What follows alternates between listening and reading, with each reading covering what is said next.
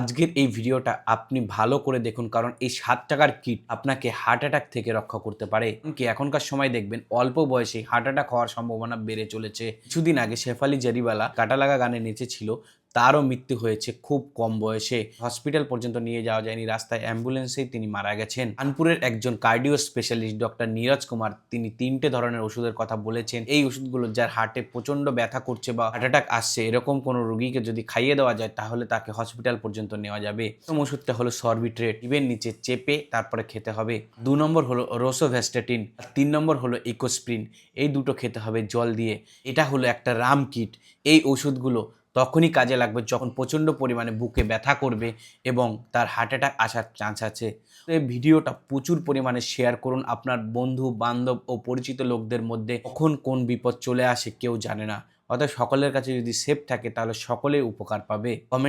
কমেন্টে সবাই thank you অবশ্যই লিখে যাবেন, কারণ এটাই আপনার পরিবারের লোকদেরই উপকার হবে।